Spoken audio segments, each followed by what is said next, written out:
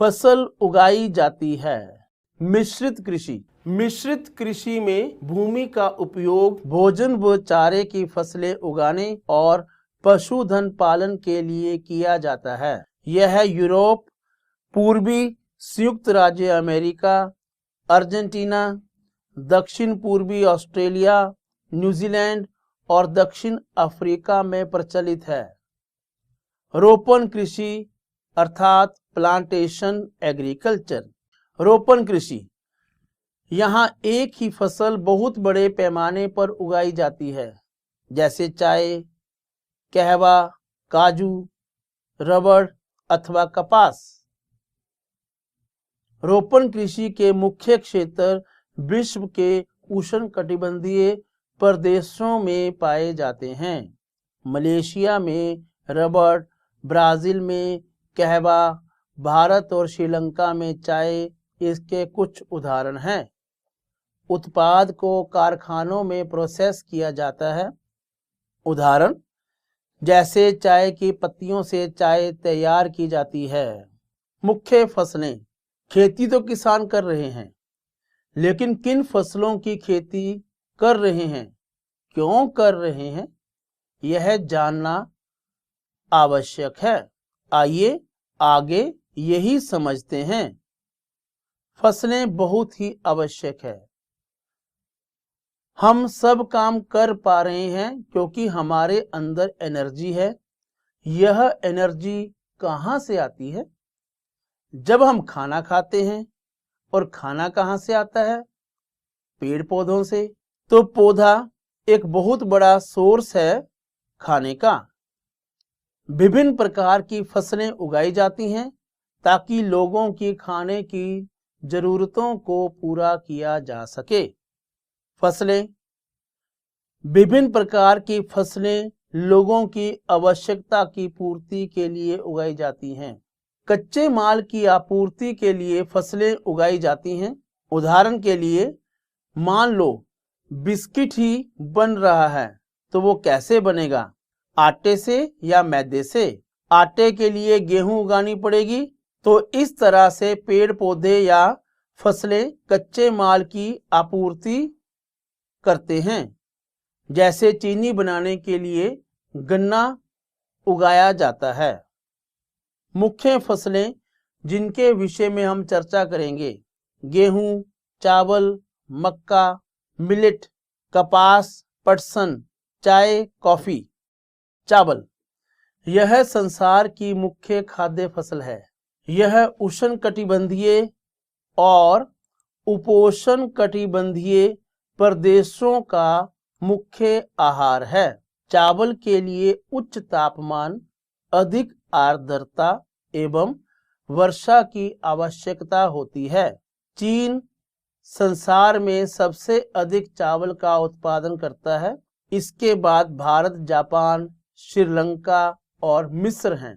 उचित जलवायु के कारण पश्चिमी बंगाल और बांग्लादेश में एक वर्ष में 2 से 3 चावल की फसलें उगाई जाती हैं। गेहूं को बोने के समय मध्यम तापमान अर्थात ना ज्यादा गर्मी ना ज्यादा ठंड की आवश्यकता होती है, लेकिन कटाई के समय तेज धूप की आवश्यकता होती है। इसका विकास सुअपवाहित दोमट मृदा में सर्वोत्तम ढंग से होता है। गेहूं America, Argentina, Asia, Ukraine, Canada, Australia और भारत में विस्तृत रूप से उगाया जाता है। भारत में यह शीत ऋतु में उगाया जाता है। मिलेट ये मोटे अनाज के रूप में भी जानी जाती हैं। कम उपजाऊ मृदा में उगाई जाती है।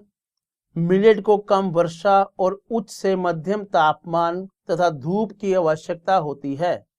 ज्वार, बाजरा और रागी भारत में उगाए जाते हैं। मक्का इसके लिए मध्यम तापमान, वर्षा और धूप की अधिक आवश्यकता होती है।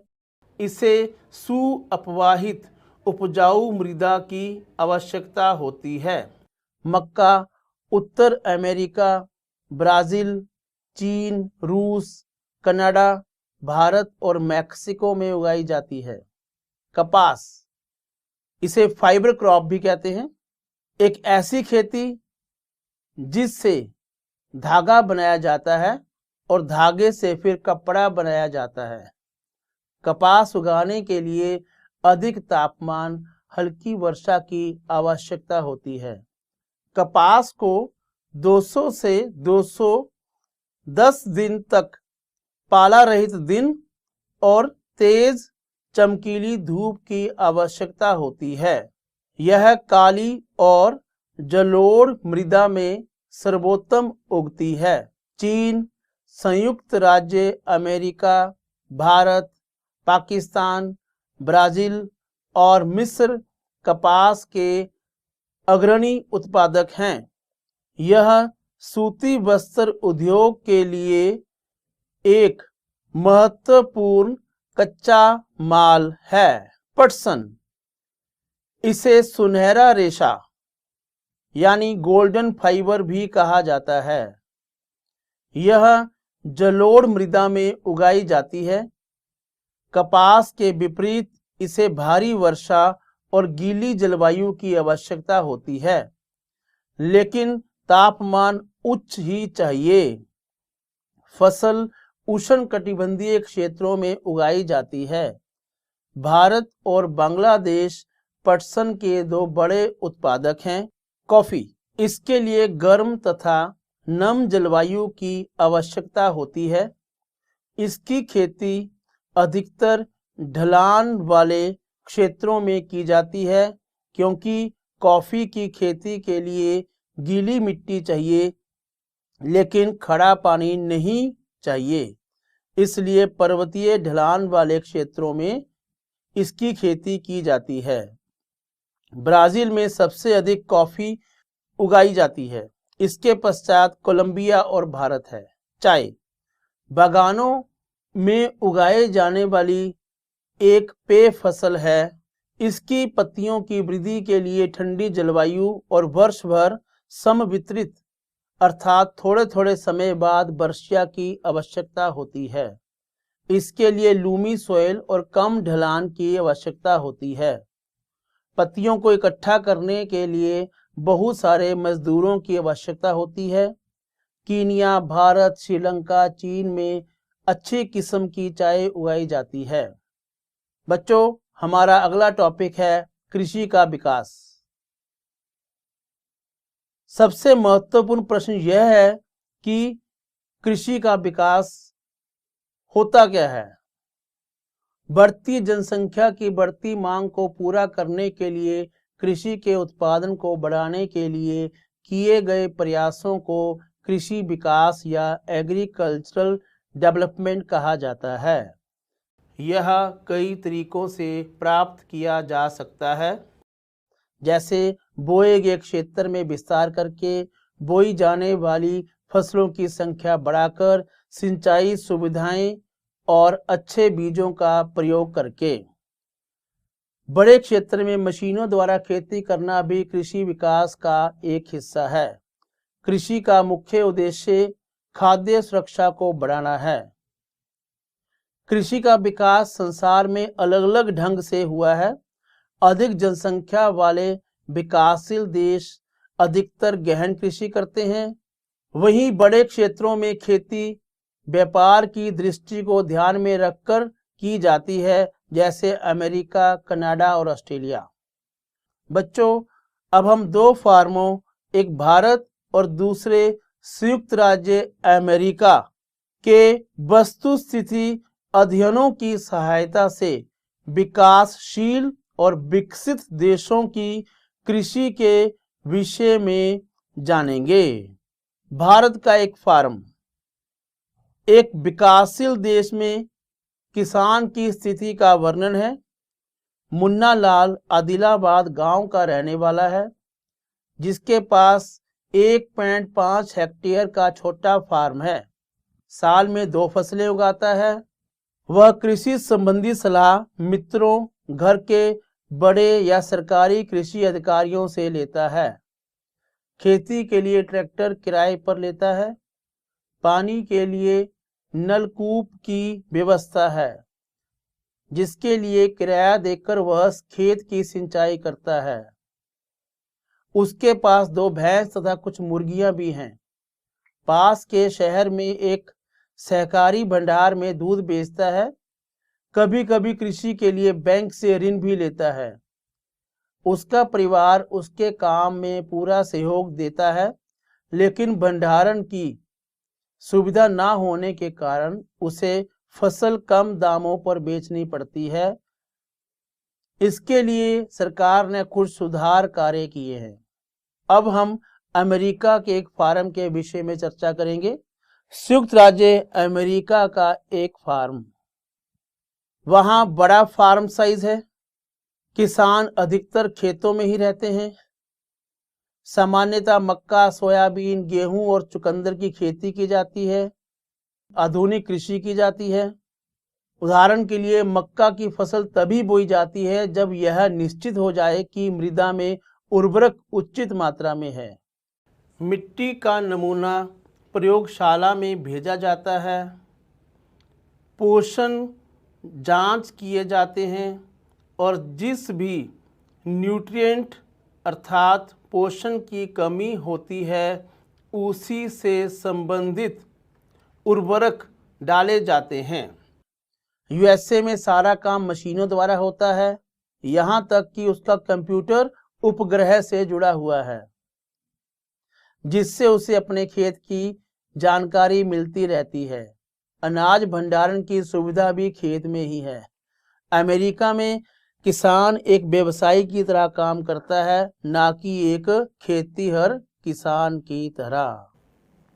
बच्चों, आज हमने कृषि के बारे में चर्चा की, कृषि के अर्थ को जाना, कृषि के विभिन्न प्रकार के बारे में ज्ञान प्राप्त किया। मुख्य फसलों जैसे गेहूं, चावल, कपास, पटसन, चाय, कॉफ़ी आदि के बारे में चर्चा की। भारत और अमेरिका अर्थात यूएसए में कृषि के ढंग और फार्मों के बारे में अध्ययन किया। अभ्यास कार्य: रिक्त स्थान भरें। फसलों, फलों, सब्जियों, फूलों को उगाना और पशुपालन संबंधी सभी क्रियाएं रिक्त स्थान कहलाती हैं। कृषि: कृषि को प्रभावित करने वाले कारक रिक्त स्थान और रिक्त स्थान हैं। अनुकूल स्थलाकृति, मृदा, जलवायु, वृक्षों को काटकर और जलाकर भूखंड साफ कर कृषि करना रिक्त स्थान कृषि कहलाती है। स्थानांतरी कृषि, रोपण कृषि रिक्त स्थान कृषि का एक प्रकार है। वाणिज्यिक कृषि। सही उत्तर चुनकर उत्तर दीजिए। उद्यान कृषि का अर्थ है गेहूं उगाना। आदिम कृषि, फलों व सब्जियों को उगाना। उत्तर है ग, फलों व सब्जियों को उगाना। सुनहरा रेशा से अभिप्राय है चाय, कपास, पटसन। उत्तर है ग, पटसन। कॉफी का प्रमुख उत्पादक है ब्राजील, भारत, रूस। उत्तर है क, ब्राजील। इन क्रियाओं के अंतर्गत उन सभी क्रियाओं को शामिल किया जाता है जिनका संबंध प्राकृतिक संसाधनों के उत्पादन से होता है। द्वितीय क्रियाएं, प्राथमिक क्रियाएं, तृतीय क्रियाएं। उत्तर है ख, प्राथमिक क्रियाएं। केवल कृषक परिवार की आवश्यकताओं को पूरा करने के लिए की जाने वाली कृषि गहन कृषि, रोपण कृषि, निर्वाह कृषि। उत्तर है ग, निर्वाह कृषि।